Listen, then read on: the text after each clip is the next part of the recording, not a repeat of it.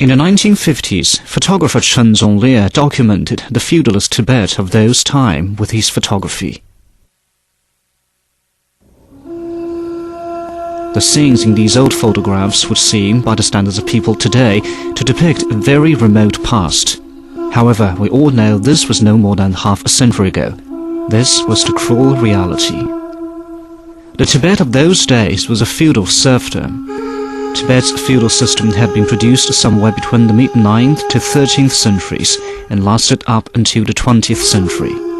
It was a backward and brutal regime. Government officials, aristocrats and monks from the upper echelons, although making up only about 5% of the total population, owned almost all of Tibet's land, pastures, forests and livestock, whereas 95% or more of the population were serfs and slaves who possessed next to nothing.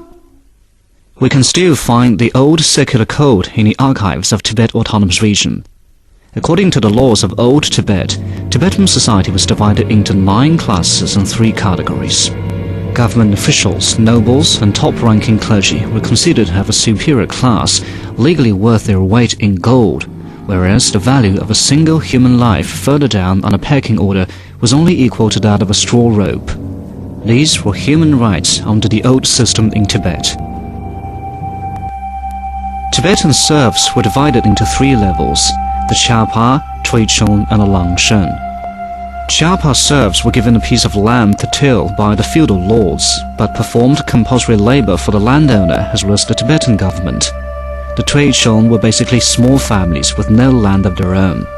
The Langshen were slaves. Not one of the serf classes enjoyed personal freedom. The peasants who worked the land were also forced to pay taxes, but also forced to perform heavy amounts of labor exacted in lieu of taxes. They would do work for the government, such as building roads, cutting grass, chopping firewood, assisting in construction projects, transporting luggage and cargo for traveling soldiers and officials. In Old Tibet there was a proverb: exorbitant taxes are as plentiful as yak hair, paid out from birth to death. Young serfs had to pay a baby tax. If one wanted to become a lama, there was the temple entrance tax. If taken to prison, one would be fined an imprisonment tax. Even after one's death, family members would have to pay a burial tax.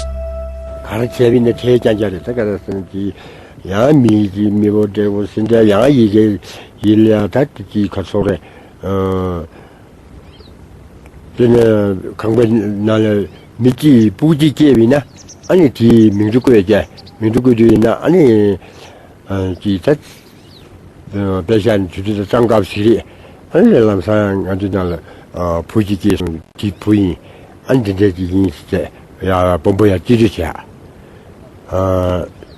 가다제 아니 장갑지에 법무지에서는 저리 법무지에서 님들인도 아니 기인식하자 미 저리 아니 법무지야 지나라나스 다 저기 저거 제사서는 아니 뒤에 가서 법무지 미리라는 거 법무지 다 In this way, the serfs toiled year after year, being deprived of the very fruits of their labor.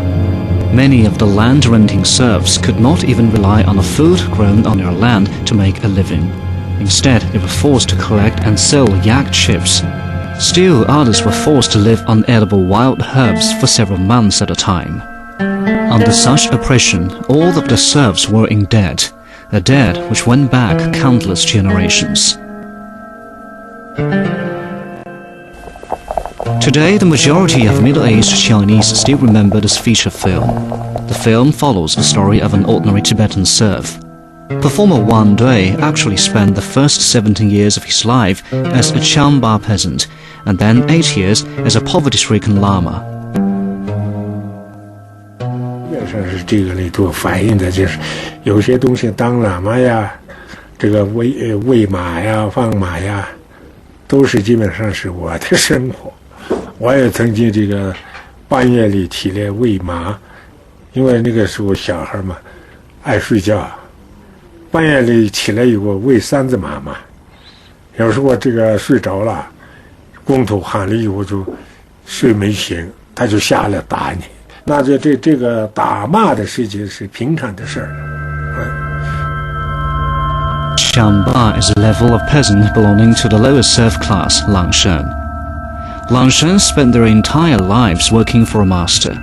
Their children also grew up to be a Langshan, essentially the master's property.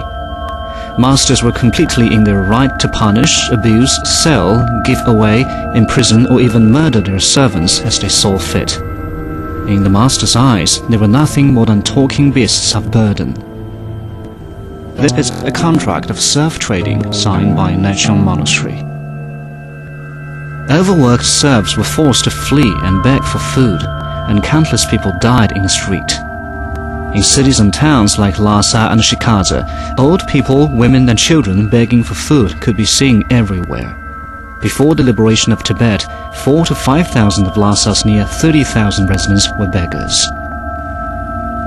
当我们刚到拉萨的时候，拉萨那个大昭寺跟前，全是垃圾堆满了。这里面这个乞丐就是那个讨饭的，大人、小孩、狗都睡在那个垃圾堆里面，这是一个问题。再一个呢，喇嘛念经以后啊，从上面扔下那个小糌粑坨坨叫刺里巴那个糌粑。糌粑坨坨从大昭寺那个喇嘛从路上扔下来的时候啊，下面狗和人在一起抢的时候呢，一个小女孩的手呢，狗咬了以后光流血，我在当场看到我都哭了。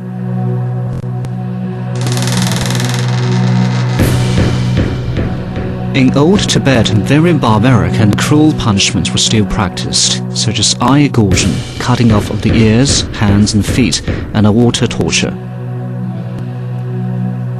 Almost every large estate had a serf owner who would set up their own prison and produce a variety of torture instruments. 아니 배고를 자마고 이것이 키 카이드 캐고 키를 제대로 자마고서 배고 저도 요아레스 배고리아 제베 토뇨 팀로 북스 냐네 인터뷰. The desire for and pursuit of freedom by anyone of the serf class was a serious crime. The fifth Dalai Lama once decreed, "People of Lariziba, heed my words. If you again seek freedom or comfort, I've authorized your masters to cut off your hands, cut off your feet, gouge out your eyes, beat you and kill you." This order was reiterated by future authorities on many occasions. After seeing these kinds of historical records, we would simply have to say that old Tibet was in fact one of the most serious human rights violators in the world.